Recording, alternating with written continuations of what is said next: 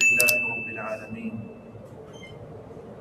والعاقبة للمتقين والصلاة والسلام على نبينا محمد وآله وصحبه وأهل بيته ومن تبعهم بإحسان إلى يوم الدين.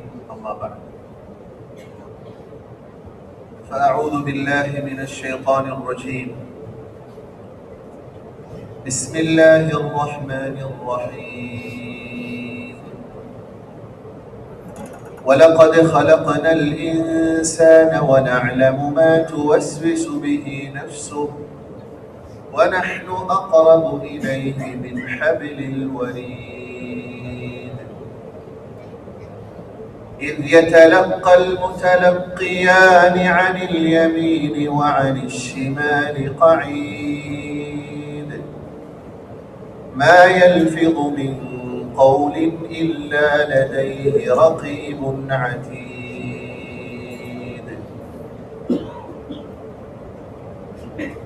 சர்வ புகழும் புகழ்ச்சியும்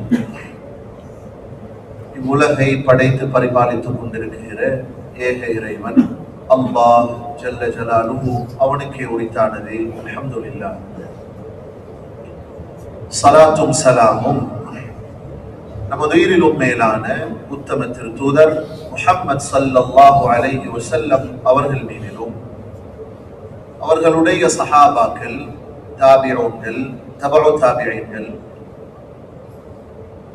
கியாமம் வரைக்கும் வரவிருக்கிற முஸ்லிமான முஃமினான, குறிப்பாக இந்த ஜும்ஆவுடைய கடமையை நிறைவேற்றுவதற்காக இறை இல்லம் மஸ்ஜிதில் இஅ்திகாஃபுடைய நன்னியத்தோடு ஒன்று குழுமி இருக்குகிற நம் அனைவர் மீதிலும் உண்டாவதாக. அல்லாஹ்வின் நல்லடியார்களே, வாழ்க்கையின் எல்லா நிலைகளிலும் படைத்த ரப்புல் ஆலமீனுக்கு கட்டுப்பட்டு தக்வாவுடன் வாழ பழக முயற்சிக்க வேண்டும் என ஆரம்பமாக அடியனுக்கும் அன்பர்களாகிய உங்களுக்கும் வசியத் செய்து கொள்கிறேன்.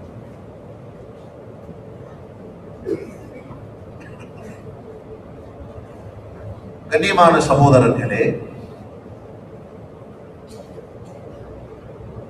அல்லாஹு தஆலா நமக்கெல்லாம் நிரப்பமான பரிபூரணமான ஒரு தீனை தந்தான்.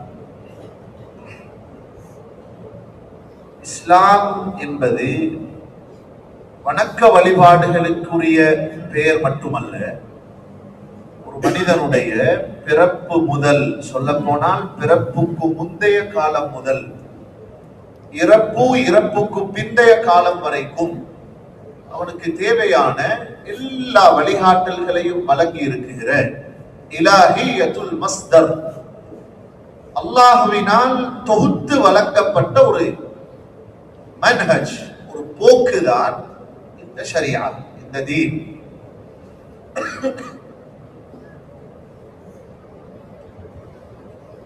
அல்லாஹ்வுக்கும் அடியானுக்கும் இடையிலான தொடர்பை பேணுவதற்கு எப்படி இபாதத்துகள் தரப்பட்டிருக்கின்றனவோ அது போலவே உலகில் வாழுகிற நேரத்தில் அவனோடு சம்பந்தப்படுகிற எல்லா உறவுகளுடனும் அவன் எப்படி நடக்க வேண்டும் என்பதை மிக அழகாக நமது தீன் சொல்லி தந்திருக்கிறது.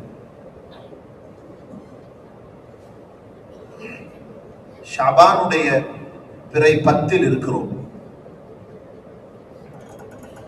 ஷாபான் முடிந்து வருகிற மாதம் சய்யிது ஷுஹூர் ரமதான்.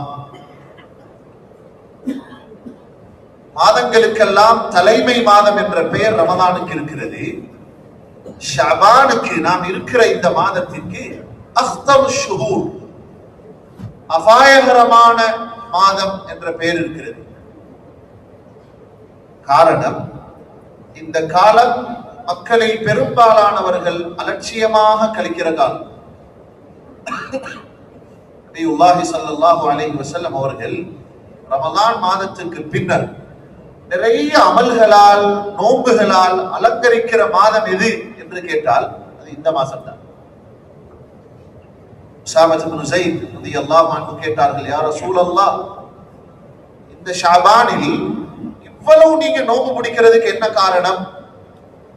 நபியுல்லாஹி ஸல்லல்லாஹு அலைஹி வஸல்லம் ذاك شهر ஷஅபான் இருக்கிறதே பைன ரஜபின் வ ரமதான், ரமதானுக்கும் ரஜபுக்கும் இடையில் வருகிற இந்த மாதத்தை யக்ஃபுலு அன்ஹு கதீரும் மினன் நாஸ், மக்களை நிறைய பேர் அலட்சியம் செய்கிறார்கள். ஆனால் அலட்சியம் செய்கிற மாசம் அல்ல இது. துர்ஃபஉ ஃபீஹி அல்-அஅமாலு இலா ரப்பில் ஆலமீன், இந்த மாதத்தில் மனிதர்களுடைய வருடாந்த சமரி போன ஷாபான்ல இருந்து இந்த ஷாபான் வரைக்கும் நாம் என்னென்ன நலவுகள் செய்தோம், என்னென்ன தீமைகள் செய்தோம், அத்தனையும் பதியப்பட்ட ஏடு வருடாந்தம் அல்லாஹ்விடம் முன்வைக்கப்படுகிற மாதம் தான் ஷாபானுடைய மாதம்.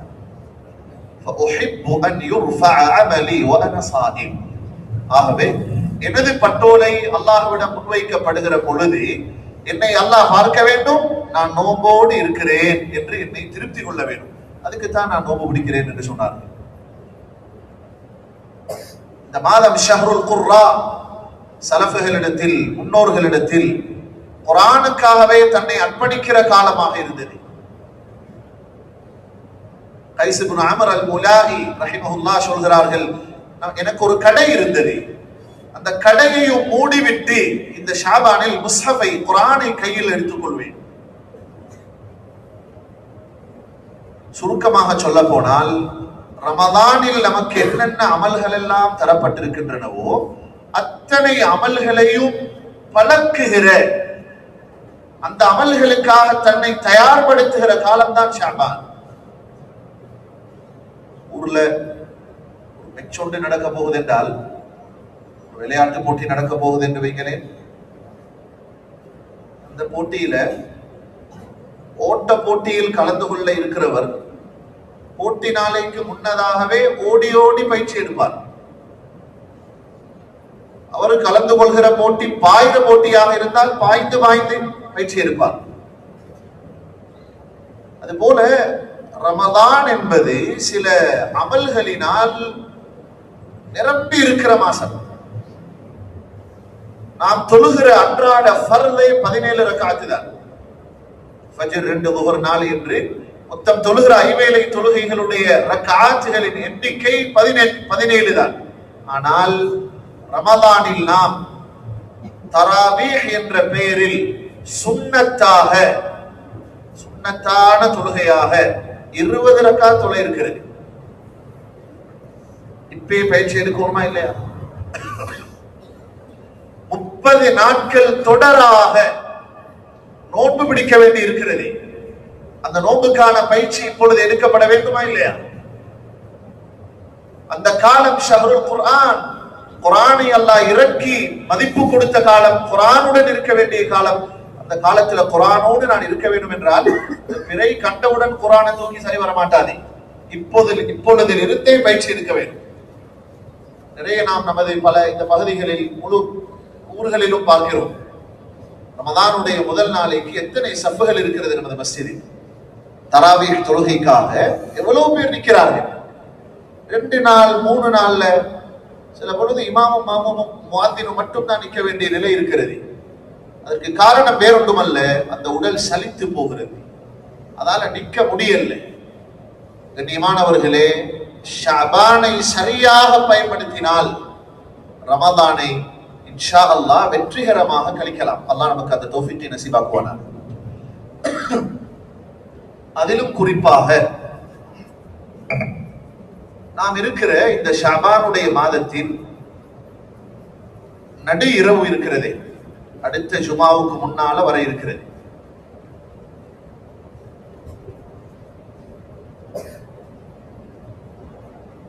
மூன்றாம் திகதியாக இருக்கலாம், பிப்ரவரி மாதம் 3ஆம் திகதியாக இருக்கலாம்.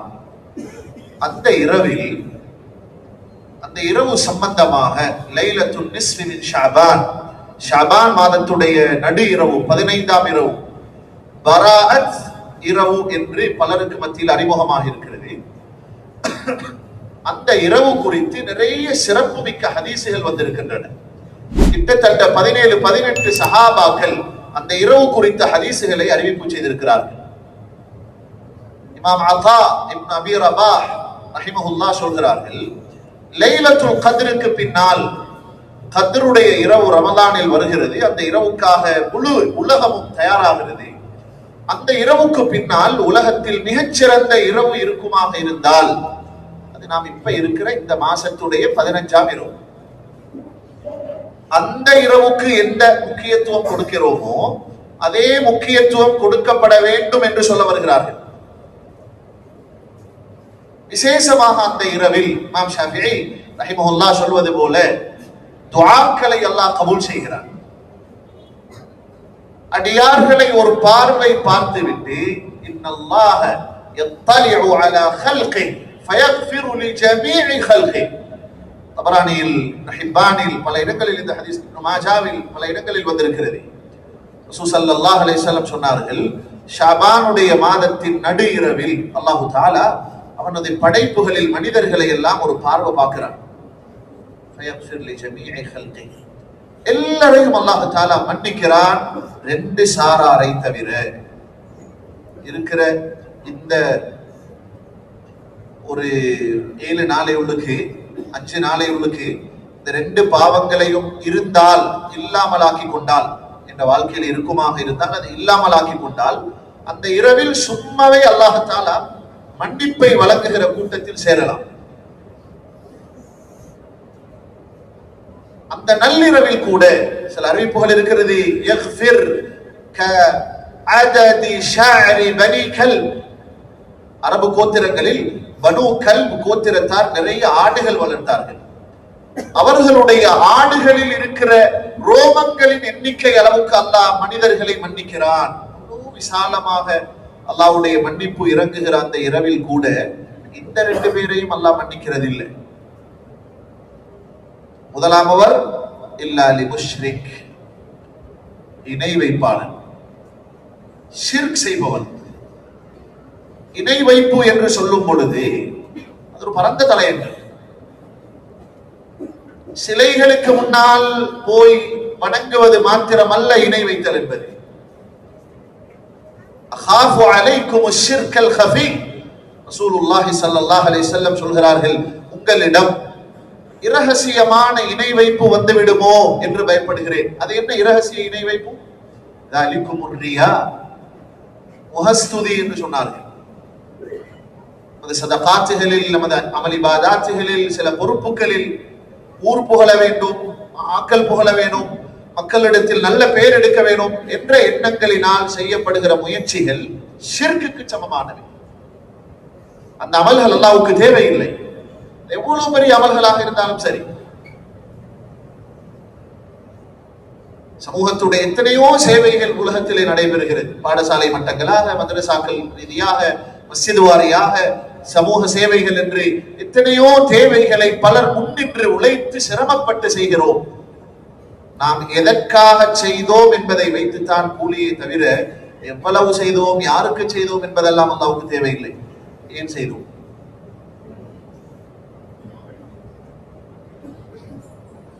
இந்த இடத்தை கொஞ்சம் ஆழமாக யோசிப்போம். நான் எதற்காக எனது காரியங்களை செய்கிறேன்? அல்லாஹ்வுக்காக மாத்திரம் என்று செய்யப்படாத அமல்கள் கயாமத்துடைய நாளையில் அல்லாஹ் சொல்வான், நீ யாருக்காக அதனை செய்தாயோ அவனிடமே போய் அதற்குரிய கூலியை பெற்றுக்கொள், என்னை விட்டுனேன். எவ்வளவு கைசேதமான நிலையாகிரும். அல்லாஹ் பாதுகாக்க வேண்டும். முஷ்ரிக் என்ற வார்த்தையை ஷுர்ராஹுல் ஹதீஸ், ஹதீஸுடைய விரிவுரையாளர்கள் பொதுவாக பேசுகிறார்கள். அந்த இரவில் அல்லாஹ் அத்தனை பேரையும் மன்னிக்கிறான். இணை வைத்து வாழுகிறவர்களை அல்லாஹ் மன்னிப்பதில்லை. மார்க்கம் தடுத்த சில நடைமுறைகள் இருக்கின்றன. ஷிர்க் என்று சொல்லப்பட்ட சில கலாச்சாரங்கள் இருக்கின்றன. பிதா, ஹுராஃபாத் எனப்படுகிற மார்க்கத்துக்கு வழிகேடான வழிமுறைகள் இருக்கின்றன. இவைகளை எல்லாம் ஒரு மனிதன் விட்டு ஒதுங்குவது ஆக முக்கியம். இரண்டாவது சொன்னார்கள் நபியுல்லாஹி ஸல்லல்லாஹு அலைஹி வஸல்லம், அந்த இரவில் மன்னிப்பு வழங்கப்படாத இன்னும் ஒருவர் தான் முஷாஹித். இன்னும் ஒரு அறிவிப்பில் முத்தஷாஜிர் என்று வந்திருக்கிறது. முஸ்லிம்களை பற்றிய, பிறரை பற்றிய தப்பெண்ணங்களோடு வாழ்பவர்கள், குரோத உணர்வு, யாரை பார்த்தாலும் ஒரு பிழையை கண்டுபிடிச்சோம் என்றது இவருக்கு ஆசை. என்ன நடந்தாலும் அதை பத்தி ஒரு விமர்சனத்தை எழுதணும் என்பது இவருக்கு ஆசை. இப்படி ஒரு நோய் சமூகத்தில் இருக்கிறது. அவர்களுடைய வேலையை விமர்சனம் செய்வது மட்டும்தான். எழுதுவார்கள், பேசுவார்கள், தனியாக அதற்கென்று அறை ஒதுக்கி பல மணி நேரங்கள் உட்கார்ந்து பேசுவார்கள். கண்ணியமான சகோதரர்களே, பிறரை பற்றிய குரோத உணர்வோடு வாழ்வதென்பது நல்ல நாட்களிலும் பொது மன்னிப்பு வழங்கப்படுகிற நாட்களிலும் அல்லாஹ்வுடைய மன்னிப்பை இல்லாமலாக்குற அளவுக்கு அசிங்கமான ஒரு பண்பு. அவரோடு பேசினால் நிர்வாகத்துக்கும் பேசுவார், உலமாக்களுக்கும் பேசுவார், பாடசாலைக்கும் பேசுவார். அவருக்கு உலகத்தில் அவரை தவிர வேறு யாரும் நல்லவர்கள் இருக்க மாட்டார். யாரிடத்தில் அளவுக்கு அதிகமாக விமர்சிக்கிற தன்மைகள் இருக்குமோ சொந்த மனைவியை அவரை வெறுத்து போடுவார். சொன்னார்கள் நபியுல்லாஹி ஸல்லல்லாஹு அலைஹி வஸல்லம், அல்லாஹ் தஆலா அந்த நாளில் சொல்வானாம், தஉ, அதாவது யார் குரோத உணர்வோடு வாழ்கிறார்களோ, பிறரை பற்றிய தப்பபிப்பிராயங்களோடு வாழ்கிறார்களோ அவர்களை அப்படியே விட்டு விடுங்கள், இந்த நாள் அவங்களுக்கு மன்னிப்பு இல்லை என்று அல்லாஹ் சொல்லி விடுவார். அல்லாஹ் நம்மை பாதுகாப்பானார். ஆக கண்ணியமானவர்களே, நான் சொல்ல வருகிற செய்தி, ஷஅபான் நம்மை தூய்மையாக்கி அந்த இரவில் அல்லாஹ்வின் மன்னிப்பை பெற்று ரமதானுக்கு ஆயத்தமாகிற ஒரு பிரத்யேகமான காலத்தை நெருங்கி இருக்கிறோம். அத்தோடு நாம் எல்லாம் கவனத்தில் கொள்ள வேண்டிய மிக முக்கியமான ஒரு பகுதியை நான் கொஞ்சம் இந்த இடத்தில் ஞாபகம் ஊட்டுகிறேன். எப்படி நாமெல்லாம் அல்லாஹ்வுக்கு முன்னால் நல்லவர்களாக இருக்க வேண்டும் என்று ஆசைப்படுகிறோமோ, அந்த ஆசையில் நாம் உண்மையானவர்களாக இருந்தால் வெறுமனே வணக்க வழிபாடுகளை மாத்திரம் சரி செய்வது போதாது. அவர் பேணுதலாக தொழுகிறவர், திக்ர்களில் பேணுதல், தஹஜ்ஜுதில் பேணுதல், குர்ஆன் திலாவத்தில் அவரிடம் ஒரு கவனம் இருக்கிறது. அமல்களினால் மாத்திரம் அல்லாஹ்விடம் நல்ல பெயரை எடுக்க முடியாது. ஒரு மனிதனுக்கு அல்லாஹ்விடத்தில் நல்ல பெயர் எடுப்பதற்குரிய இரண்டு வழிகள் உள்ளது, இரண்டு அதாவது நிபந்தனைகள் உள்ளன. ஒன்று இந்த பகுதி, மற்றது சொல்ல போனால் இதைத்தான் முதன்மைப்படுத்த வேண்டும். அடியார்களுடனான உறவில் அவன் எப்படி நடக்கிறான் என்ற அவதானத்தில் அல்லாஹ்விடம் வெற்றி பெற வேண்டும். குறிப்பாக நமது கொடுக்கல் வாங்கல், நாம் பொருள் ஈட்டுகிறோம், சம்பாதிக்கிறோம். கண்ணியமான சகோதரர்களே, சம்பாத்தியத்தில் ஒருவன் பக்குவமாக இருக்கிறான் என்றால் இஸ்லாத்துடைய பார்வையில் அவன் ஒரு வலி, இறைநேசன். ஒரு மனிதரை வலியுல்லாஹ், இறைநேசர் என்று சொல்றதற்கு வேறொன்று தேவையில்லை. அவருடைய சம்பாத்திய முறை எப்படி இருக்கிறது என்பதை பார்த்தால் முடிவு செய்யலாம். முஹம்மத் பின் ஹசன் அஷ்-ஷைபானி ரஹிமஹுல்லாஹ் ஹனஃபி மذஹபுடைய மிக முக்கியமான ஒரு அறிஞர். இன்றளவிலும் அவர்களுடைய ஆராக்கள், கருத்துக்கள் பின்பற்றப்படுகிற ஒரு இமாம். அவர்களிடத்தில் ஒருவர் போய் சொன்னாராம், பேணுதலாக வாழ்வது எப்படி என்ற ஒரு புக் எழுதினால், கிதாப் ஒன்று எழுதினால் நல்லா இருக்குமே. இமாம் அவர்கள் சொன்னார்கள், எப்பயோ நான் எழுதிட்டேன். என்ன எழுதி இருக்கிறீர்கள்? அல் கஸ்புல் ஹலால், ஹலாலான சம்பாத்தியம். இந்த சம்பாத்தியத்தை ஒரு மனிதன் தூய்மையாக்கினால் அவன் அல்லாஹ்வுடைய மிக பெரும் இறைநேசனாக மாறிவிடுவான். அல்லாஹ் தஆலா குர்ஆனில் இரண்டையும் சேர்த்து சொல்கிறார். إن ربك يعلم أنك تقوم أدنى من ثلثي الليل ونصفه وثلثه وطائفة من الذين معك والله يقدر الليل والنهار. அந்த ஆயத்துடைய தொடரில் சிலர் அல்லாஹ்வுடைய பாதையில் ஜிஹாதுக்காக வெளியேறி செல்கிறார்கள். وآخرون يضربون في الأرض يبتغون من فضل الله وآخرون يقاتلون في سبيل الله.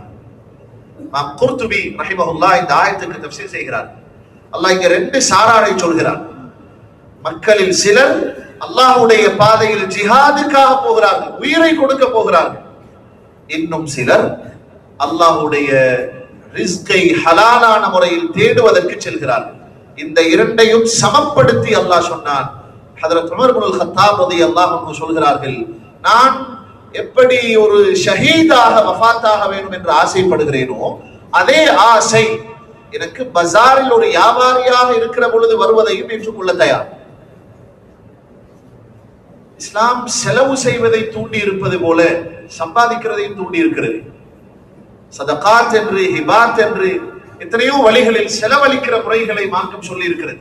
அது போலவே சம்பாதிக்கிற முறையை சொல்கிறது, சம்பாதிப்பதை தூண்டுகிறது. சொல்ல போனால்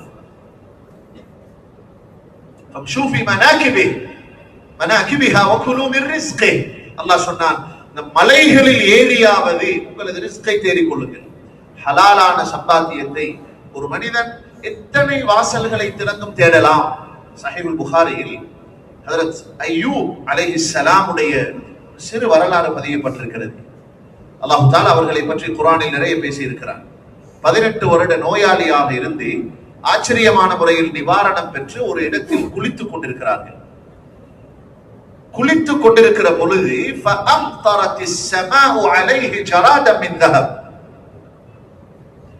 தங்க வெட்டுக்கிளி மழை பெய்தது. தண்ணி மலை அல்ல, தங்கத்தால செய்யப்பட்ட வெட்டுக்கிளியின் கால்களை போல மழை பெய்தது. அய்யூப் அலைஹிஸ்ஸலாம் அவர்களுக்கு பெரும் செல்வந்தர். ஆரம்பத்தில் செல்வந்தராக இருந்தார், இடையில் இழந்தார், திரும்ப பெற்றார் அலைஹிஸ்ஸலாம். இந்த ஆரோக்கியம் கிடைத்து செல்வத்தோடு வாழுகிற பொழுது அந்த வெட்டுக்கிளி மழை பொழிகிறது. அது அப்படியே புறக்கி புறக்கி மடியில சேர்த்துக் கொள்கிறார்.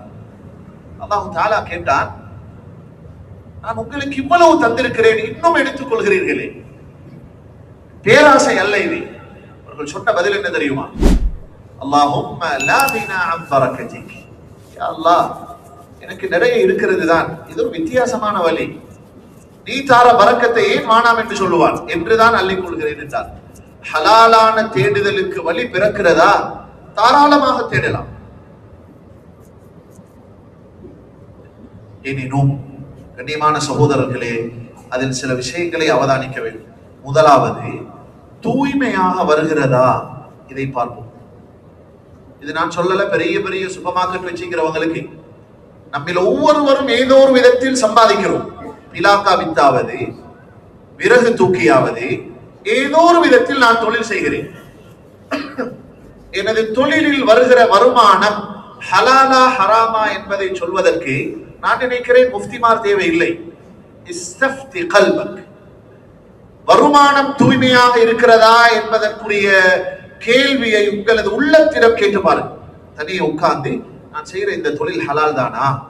எனது உள்ளம் நிச்சயமாக உண்மையான பதிலை சொல்லும், சரியான பதிலை சொல்லும். வருமானத்தை பிழையாக வைத்துக் கொண்டு செய்கிற அமல்கள் அல்லாஹ்வுக்கு தேவையில்லை. குலூ மினத் தையிபாத்தி வஅமலு ஸாலிஹா. அல்லாஹ் சொன்னான், வருமானத்தை துப்புரவாக்குங்கள், ஹலாலானதை சாப்பிடுங்கள், அதுக்கு பிறகு சாலிஹான அமல் செய்வோம். குர்ஆனுடைய ஆர்டர் அதுதான். சாலிஹான அமல் செய்யுங்கள், சம்பாதியுங்கள் என்று சொல்லாமல் ஹலாலான சம்பாத்தியத்தை செய்துவிட்டு அமல் செய்யுங்கள். கண்ணியமானவர்களே, யாரிடத்தில் இந்த தூய்மை இல்லையோ உலகத்தில் 2 விஷயங்களை இழக்க வேண்டி வரும். உலகத்துல 2 விஷயங்களை இழக்க வேண்டி வரும், வருமானத்தை துப்புரவாக வைக்கலண்டால். எப்படி துப்புரவாக்குறது என்றதை ஒவ்வொருவரும் கேட்க வேண்டும். தகுந்தவர்களிடம் சென்று கால் மடித்து உட்கார்ந்து கேட்பது அவர்களுக்கு கடமை. உமர் இப்னுல் கத்தாப் ரலியல்லாஹு அன்ஹு அவர்களுடைய காலத்தில் பஜாருக்கு போய் மார்க்க சட்டங்கள் தெரியாம வியாபாரத்தில் உட்கார்ந்திருக்கிறவருக்கு அடிச்சடிச்சு விரட்டுவார். போய் படிச்சுட்டு வந்து செய். அந்த இடம் தவறிவிட்டால் நமது ஹஜ்ஜுகள் கூட தவறிவிடும், உம்ராக்கள் கூட தவறிவிடும், தொழுகைகள் கூட ஏற்றுக்கொள்ளப்படுவதில்லை. அதாவது அதனுடைய அர்த்தம், அமல் இபாதத்துகளில், அதாவது இன்பம் உருவாகுவதற்கும் குறிப்பாக வருமானங்களுடைய துப்புரவுக்கு அல்லாஹ் தஆலா பெரும் தஹீரை, தாக்கத்தை வைத்திருக்கிறார். நான் சொல்ல வந்த செய்தி, யாருடைய வருமானம் துப்புரவில்லையோ 2 விஷயங்களை இழக்க வேண்டி வரும்.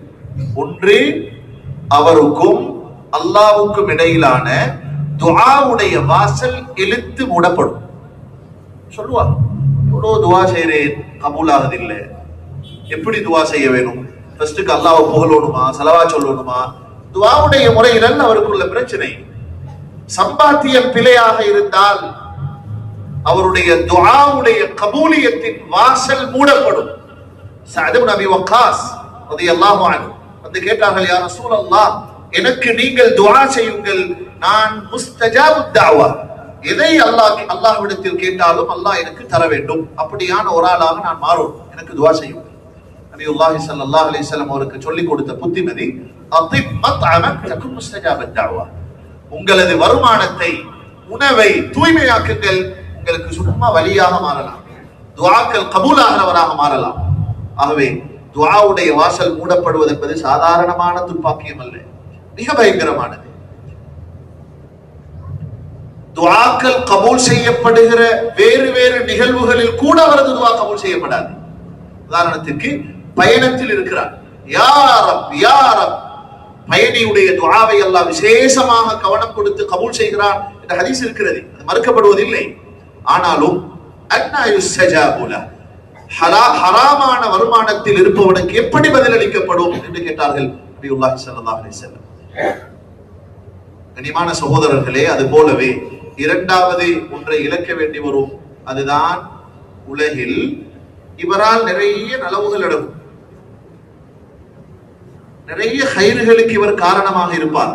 ஆனால் அவருடைய பிச்சலத்தில் இருந்து சாலிஹான பிள்ளைகளை பார்க்க முடியாத நிலை உருவாகும். நான் என்ன சொந்த கருத்தாக சொல்லலை, சொந்த குடும்பங்களுக்குள்ளால் இருந்து வருமானம் பிழையாகிற பொழுது நல்லவர்களை பார்க்க முடியாமல் போகும். காரணம், சம்பாத்தியம் என்று சொல்லும் பொழுது, பிழையான வருமானம் என்று சொல்லும் பொழுது அது தாளோடு, காணியோடு, கடையோடு, வீடோடு முடிவதல்ல. அந்த சம்பாத்தியத்தினால் அவரது மனைவிக்கு கொடுக்கிற அந்த சாப்பாடு இருக்கிறது, பிள்ளைகளுக்கு கொடுக்கிற சாப்பாடு இருக்கிறது, அது மலமாக மாறி போவதில்லை, உதிரமாக இரத்தமாக உடலில் ஓடுகிறது. அந்த உடலில் ஓடுகிற இரத்தம் தூய்மையாக இருந்தால் உணர்வுகள் தூய்மையாக இருக்கும், அது அசுத்தமாக இருந்தால் அசுத்தமான உணர்வுள்ளவர்கள் உருவாகுவார். ஹராமான வருமானத்தினால் சாலிஹான பிள்ளைகளை இழக்க வேண்டி வரும். எவ்வளவு சதகாக்கள் செய்தாலும் அல்லாஹ்வுக்கு தேவையில்லை. சுஃபியான் இப்னு உயைனா சொல்வார்கள் ரஹிமஹுல்லாஹ், வருமானத்தை பிழையா வச்சுக்கொண்டு அவருடைய வருமானத்துடைய விலை முறை பிழை, வட்டியோடு சம்பந்தப்பட்டிருக்கிறார், பிறரை ஏமாற்றி சம்பாதிப்பதில் இன்பம் கண்டிருக்கிறார், பல விதமான மோசமான முறையில் சம்பாதிக்கிறவர். ஆனால் ஹஜ்ஜுக்கு மேல் ஹஜ், மதரசாக்கள், பாடசாலைகள், சமூக சேவைகள் நிறைய செய்கிறார். என்றாலும் இது எதற்கு சமம் தெரியுமா? அசுத்தப்பட்ட ஆடையை சிறுநீரால் கழுவுவது போல. பட்டதே நஜிஸ், மூத்திரத்தால் சிறுநீரால் அதை கழுவ போகிறார். இது போலதான் வருமானம் பிழையாக இருக்கிற பொழுது அவர் செய்கிற இந்த நன்மைகள், இதற்கு கல்வி தக்குவா என்று சொல்வது. நாயுடைய ஒரு பழக்கம் இருக்கிறது, பருவத்தை அடைந்து விட்டால் காலை தூக்கி கொண்டு சிறுநீர் கழிக்குமா? பொருத்தமற்ற செய்தியை நான் சொல்லவில்லை. ஏன் என்று கேட்டால் அந்த சிறுநீர் அதனது காலில் பட்டுவிடக் கூடாது என்பதற்காக. அதுவே நஜிஸ் என்பதை மறந்து காலை தூக்கி கொண்டு சிறுநீர் கழிக்கிற நாயை போல என்ற கருத்தை தான் சுஃபியான் இப்னு உயைனா ரஹிமஹுல்லாஹ் சொல்கிறார்கள். அசுத்தம் பட்ட ஆடையை சிறுநீரால் கழுவுவதற்கு சமம் பிழையான வருமானத்தில் நலவுகள் செய்ய யோசிப்பது. நாம் எதையும் செய்தோமோ செய்யவில்லையோ வருமானத்தை மிக தூய்மையாக்க வேண்டிய கட்டாயத்தில் இருக்கிறோம். இறுதியாக கண்ணியமான சகோதரர்களே, வியாபாரிகளாக இருக்கிற நம்மில் பலர் நாம் வாழ்க்கையில் நிறைய விஷயங்களை சாதித்து விட்டதாக நினைக்கிறோம். உண்மையான சாதனை என்பது நான் எனது வியாபாரத்தில் நடந்து கொள்ளுகிற நம்பிக்கையும் உண்மையும் பிறருக்காக நான் எதிர்பார்க்கிற நலவுகளும். இந்த மூன்றும். ஒரு வியாபாரியிடத்தில் உண்மை பேசுகிற பழக்கம், நாணயமாக நடக்கிற பழக்கம், அதுபோல மென்மையாக நடக்கிற பழக்கம், இந்த தன்மைகளை ஒரு வியாபாரி உருவாக்கி கொண்டால் அவன் சாதாரண அந்தஸ்தில் இல்லை. சொன்னார்கள் நபியுல்லாஹி ஸல்லல்லாஹு அலைஹி வஸல்லம், மஅன் நபிய்யீன வஸ்ஸித்தீகீன வஷ்ஷுஹதாஇ வஸ்ஸாலிஹீன், அவன் சதூகாக, அமீனாக, நம்பகமானவனாக, உண்மையானவனாக இருக்கும் பொழுது நிச்சயமாக அல்லாஹ் கியாமத்துடைய நாளையில் நபிமார்களோடு எழுப்பாட்டுவான். இன்று பொய்க்கு பஞ்சமில்லாத இடங்களாக பஜார்கள் மாறிவிட்டது. பொய்யான கணக்குகளை எழுதுவதற்கு சிலரை வருஷக்கணக்கில் சம்பளம் கொடுத்து வைத்திருக்கிறோம். இவர் எப்படி யாரு வந்தாலும் சமாளிச்சிடுவார், யாருக்கு முன்னாலும் எப்படியும் கணக்கு போடுவார். 10 மீட்டர் வயரை வாங்கிட்டு 12 மீட்டருக்கு கணக்கு போடு என்று சொல்கிறான் என்பதற்காக உங்களுக்கு ஹலால் அல்ல.